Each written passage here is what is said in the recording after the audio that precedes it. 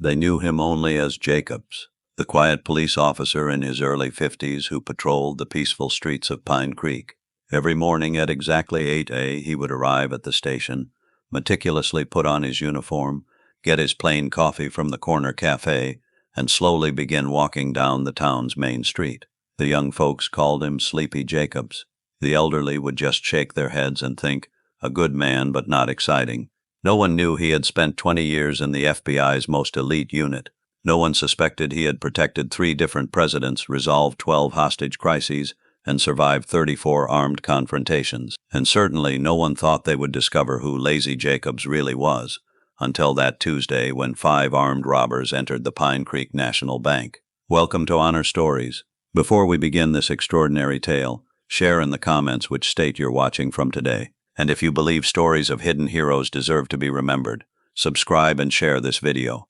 Pine Creek was a small town in the heart of America, barely visible on maps. Population 3,000, 2 main streets, 1 donut shop, and an intimate atmosphere where everyone knew everyone. Crime rate was nearly 0. The most serious incidents were usually drunkenness, petty theft, and the occasional fight. For the 5-person police force, this meant a quiet, predictable life. The Pine Creek Police Department was housed in a small brick building with a weathered American flag hanging out front. Inside, 5 desks were arranged in the main area, with Chief Thompson's office in the back. A coffee maker that had seen better days sat in the corner, perpetually brewing what the officers jokingly called liquid armor, coffee so strong it could stop bullets. Michael Jacobs had moved to Pine Creek 5 years ago. His resume was simple. A retired police officer from Washington, D.C., seeking a quiet retirement. Police Chief Thompson had welcomed him gladly when hiring him, an experienced officer who wouldn't cause trouble. And Jacobs had acted exactly that way, quiet, methodical, almost invisible. "Hey, Jacobs," called Mitch, the youngest officer at the station, one morning. "Did you hear about the fight at Murray's bar last night? 2 truck drivers went at it. Real action. I wanted to call you, but you were probably sleeping." Jacobs looked up, smiled slightly. "I was up at 5 a.m., Mitch. Went for a run." Mitch laughed. "A run? I've never seen you running. How far can you go anyway? 100 yards? Jacobs shrugged and returned to his report. Mitch didn't need to know that he ran 6 miles every morning, followed by 200 push-ups and 200 sit-ups. Let them think he was just a tired, lazy police officer. It was easier for him that way. "Leave him alone, Mitch," said Sarah, the only female officer on the force. "Not everyone wants to chase speeding tractors all day." The station had fallen into a comfortable routine with Jacobs. They teased him, but it was good-natured. He was reliable, if unexciting, the perfect background character in their small-town story. Jacobs's real name wasn't Michael R. Jacobs. 10 years ago, he was known in FBI files as Special Agent Michael Reed. He was a member of the Elite Crisis Response Unit, CRU, a team trained for the most dangerous and sensitive operations. Reed was a ghost, his face never seen in any press conference, his name never mentioned in any official report. His job was to remain in the shadows. In 2018, during a bank robbery in Baltimore, Reed was shot in the chest while shielding a young teller from gunfire. The bullet didn't hit any vital organs, but it was still a serious injury. Doctors saved him, but at a cost: constant pain and limited mobility in his left shoulder. The Bureau offered him a desk job, but Reed refused. He was a field agent, not a paperwork man, so he quietly retired and chose to disappear. For Reed, Pine Creek was perfect. No one knew him, no one was curious enough to question his past. Finding a job in the local police department had been easy. Small towns always needed experienced officers. And so Special Agent Michael Reed became Officer Michael Jacobs. Quiet, ordinary, unremarkable. Jacobs followed the same routine every day. Up at 5 a.m., physical training, work at 8, fill out reports, patrol, return home, read a book, and bed by 10 p.m. No one knew that every night before falling asleep, he checked his gun, set alarms on his doors and windows, and always kept a tactical bag under his bed. Old habits died hard. His small house on the edge of town was sparsely furnished. No photos on the walls, no mementos visible. The only personal touch was a bookshelf filled with military history, crime novels, and a few classics. He kept himself physically fit, but was careful not to appear too capable. He'd deliberately miss shots at the department's annual shooting competition. He'd claim his old knee injury prevented him from joining the softball team. During his 5 years in Pine Creek, Jacobs had missed the excitement and adrenaline of his FBI years, but at the same time, he appreciated the value of this quiet life. He'd seen too much death, too much of humanity's darkness. Perhaps this peaceful existence was what he'd earned after all those years of service. Until that Tuesday, the weather was hot and bright. A typical summer day in Pine Creek. Jacobs was on his usual patrol, walking down the main street, greeting shops and people. Mrs. Henderson waved from the flower shop. Old Mr. Peabody tipped his hat from his usual bench outside the barber shop. A group of children ran past, chasing a dog with an ice cream cone stuck to its fur. At 10:15, he was passing by the Pine Creek National Bank when his instincts started to sound the alarm. 20 years in the field had given him a sixth sense for danger, an ability to spot the wrong note in an otherwise normal scene. A black SUV was parked in front of the bank, engine running, New York plates, tinted windows, and the car was clean, too clean. No vehicle that had been on Pine Creek's dusty roads for more than a few days could be that clean. Jacobs slowed his pace, casually adjusted his hat as if shielding his eyes from the sun, using the movement to carefully examine the car. There was a driver inside, male, in his 30s, wearing a black cap pulled low over his eyes. The man was looking straight ahead, not checking his surroundings at all. Professional, calm, a lookout. Jacobs's brain quickly analyzed the situation. Bank, single exit, professional lookout. Exact time for the weekly money transfer. Every Tuesday, the Wells Fargo truck would bring $100,000 in cash to the bank, arriving at approximately 10 a.m. Today was Tuesday. The truck had likely just departed. Could this be a robbery? Here, in Pine Creek? It seemed impossible. Yet Jacobs's instincts were screaming at him now, and those instincts had never been wrong. He pulled out his radio. Central, Jacobs. Suspicious vehicle at the National Bank. Going to check it out. Copy that, Jacobs, said the dispatcher, with slight annoyance in her voice. Doris, who had manned the dispatch desk for 30 years, thought Officer Jacobs was always overly cautious. Probably just someone from out of town, she added. Maybe, said Jacobs noncommittally, still going to take a look. He approached the bank's entrance. Before entering, he took one last look at the SUV. The driver was now on his phone, talking, his posture tense. Warning sign. The bank was calm when he entered. 3 customers in line, 2 tellers working, security guard at the door, a retired deputy named Bill, who supplemented his pension with this job. Everything looked normal. Maybe he was wrong. But then 4 more men entered, all middle-aged, well-dressed, carrying briefcases, looking like businessmen. But Jacobs immediately noticed.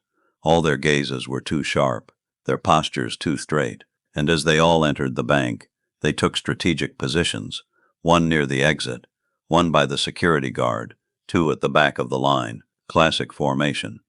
Jacobs felt a familiar calm settling over him, the focused stillness that had carried him through hundreds of operations. His senses heightened, time seemed to slow. He noted each detail with crystal clarity. Central, Jacobs said quietly into his radio. Suspicious situation ongoing at National Bank. Send backup. Just then, things accelerated. The 4 men moved simultaneously with practiced precision. They pulled out guns from inside their jackets, Glock 19s, Jacobs noted automatically, and covered their faces with black balaclavas. Everyone on the ground, shouted one of them, with a clear Eastern European accent. This is a robbery. Stay calm. No one will get hurt. On the floor now. The security guard. Bill tried to reach for his weapon, but it was too late. One of the men quickly neutralized him with a sharp blow, took his gun, and pushed him to the floor. The other men took control of the customers and staff, binding their hands with plastic zip ties. Jacobs made a split-second decision. He didn't draw his weapon. Instead, he slowly raised his hands, allowing himself to be herded with the other hostages. He needed to assess, to understand exactly what he was dealing with before acting. These weren't amateurs. Their movements were too coordinated, too professional. Military training, possibly, or ex-law enforcement. They handled their weapons with the ease of men who had used them many times before. Jacobs realized he was the only armed person in the bank now besides the robbers. Stay calm, he thought. Assess the situation. 4 armed men inside, 1 lookout outside, 5 hostages, 3 customers, the security guard, and the bank staff. Backup was on the way, but in a small town like Pine Creek, they could arrive in 5 minutes at best. 5 minutes was a very long time in a hostage situation. The leader of the robbers moved toward the vault area. "Where's the manager?" he asked harshly. I'm the manager," said a middle-aged man with thinning hair and wire-rimmed glasses, his voice trembling. Frank Holloway, Jacobs recalled, had run the bank for nearly 15 years. "Please don't hurt anyone." "Open the vault," said the leader, gesturing with his gun. "Now, I can't," said Holloway, sweat beading on his forehead. "We have a dual lock system. It requires approval from 2 people. Security protocol." "Then find the second person," the leader shouted, "or I'll shoot everyone in here one by one." Jacobs realized the robbers hadn't done enough research on Pine Creek Bank. The second person was him, not because he was a police officer, but because of a quirk in the town's security protocol established decades ago. The bank manager and the town's senior police officer, by security protocol established after a robbery in 1976. Only they could open the vault together. The leader began scanning the hostages. "Who's the second person? Who has the code?" Jacobs had to make a decision. Revealing his identity as a police officer could put everyone in danger immediately, but staying hidden wasn't an option either. "Me," Jacobs said in a calm voice. Slowly stepping forward, "I'm the second person." The robbers quickly turned to him, their weapons ready. "Police," said the leader, narrowing his eyes. "Put your weapon on the ground slowly." Jacobs obeyed, carefully placing his gun on the floor. "Good," said the leader. "Now you and the manager will open the vault, fast and quiet." Jacobs nodded. "Sure, just stay calm. We don't want anyone getting hurt."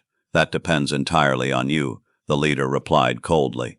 The leader directed Jacobs and Holloway toward the vault, keeping his gun trained on them. The other 3 robbers continued to watch over the hostages, their weapons ready. The vault was at the back of the bank, behind a thick steel door. The manager reached for the code panel with trembling hands. "Hurry up," said the leader impatiently. "Dual authentication system," said Jacobs in a calm voice. "Him first, then me. That's the only way it works." The manager entered his code, then looked at Jacobs. Jacobs slowly approached the panel, deliberately positioning himself between the manager and the leader. He entered his own code. The vault door unlocked, and Holloway pulled it open. Inside, there were rows of safe deposit boxes along the walls and stacks of cash on a central table, the money just brought by Wells Fargo. The leader smiled behind his mask. "Bring the bags," he called to the other robbers. 2 robbers entered, began stuffing the money into duffel bags. Jacobs stood still, watching, waiting. His mind was calculating angles, distances, reaction times. 4 armed men, 5 hostages. Backup was on the way. They could be too late. Jacobs's FBI training kicked in. He had a plan, but the timing had to be perfect. Wait for the moment when attention split, when focus wavered. It would come. It always did. "Hey, you," said the leader, looking at Jacobs. "Open the other boxes, too." "I can't," said Jacobs. "Private boxes require customer keys." "Liar," shouted the leader. He pointed his gun at Jacobs's head. "Open them all or I start shooting people, beginning with you." Just then, a police siren was heard from outside the bank. The leader was distracted for just a fraction of a second, his head turning slightly toward the sound. For Jacobs, this was the only moment he needed. He moved with lightning speed. First, he grabbed the leader's gun arm, delivering a sharp blow to his elbow. The sound of breaking bone was heard. The gun fell to the floor. In the same motion, Jacobs threw the leader to the ground. The other robbers began to react, but Jacobs was already in motion. He grabbed the fallen gun and fired 2 quick and precise shots into the gun-holding hands of the first 2 robbers. The men screamed in pain. Their weapons dropped. The 4th robber started firing, but Jacobs was already moving, pushing the bank manager down. He rolled across the floor, came up in a shooting position, and fired 2 more shots, one into the robber's shoulder, the other into his leg. The man collapsed. The 5th robber, the lookout outside, charged in but encountered Chief Thompson and the other officers who had just arrived. He too was subdued. Total time 37 seconds. The bank fell silent. Jacobs slowly stood up, the leader's gun still ready in his hand. Chief Thompson entered, his eyes wide with shock. "Jacobs, you, how?" Jacobs lowered the weapon. "Luck," he said simply. "Good timing." But no one believed that. The following hours passed in a blur. The robbers were treated and arrested. Hostages gave statements. Jacobs recounted the events with precision and detachment. By evening, Chief Thompson called Jacobs into his office. On his desk lay a file delivered by the FBI agents who had arrived to take over the case. "The Keller Gang," said Chief Thompson. "A professional team from Eastern Europe. 14 bank robberies across America in the last 3 years. The FBI has been looking for them." "Is that so?" said Jacobs expressionlessly. "Yes, and now they've been caught in Pine Creek." Thompson shook his head. "Thanks to you, Jacobs. How did you do it? Take down 5 armed men by yourself?" Jacobs shrugged. "Reflex. Old training." "Old training?" Thompson raised his eyebrows. "I called D.C. Metro today. They have no record of an officer Michael Jacobs fitting your description or service years." Jacobs remained silent, his face betraying nothing, but internally he knew the game was up. "I don't know who you are, Jacobs," Thompson continued, "but what I saw today, those moves, that precision, that calm under fire, you're not an ordinary police officer." Jacobs thought for a moment. He had hidden his identity for 5 years. Perhaps it was time. Crisis Response Unit, hostage rescue, counter-terrorism, served for 20 years. Thompson's mouth fell open. "What are you doing here in Pine Creek?" "I retired," said Jacobs. "Took a bullet in Baltimore. Could have had a desk job, but I wanted out, wanted a quiet place." "And you chose here," said Thompson, still processing the revelation. "Perfect camouflage," said Jacobs, allowing himself a small smile. "Who would think one of the FBI's best tactical operators would be a police officer in Pine Creek, Nebraska?" That evening, big news spread through the small town. Jacobs's true identity had been revealed. The lazy cop was actually a former elite FBI agent. Young Officer Mitch was shocked. His earlier mockery transformed to awe.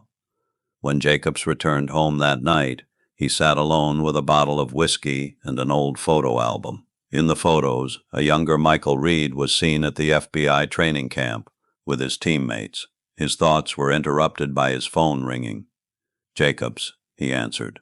"Reed," said the voice on the phone, his former FBI boss. "I'm calling you back to duty." Jacobs paused. "I retired, remember? The Keller Gang. We've been after them for 5 years, and you caught them single-handedly. You're still on top of your game, Reed." "I'm not," said Jacobs. "I'm just a police officer now." A slight laugh was heard. "But your country needs you. Just one mission, as a consultant." 2 weeks later, Jacobs resigned for family reasons.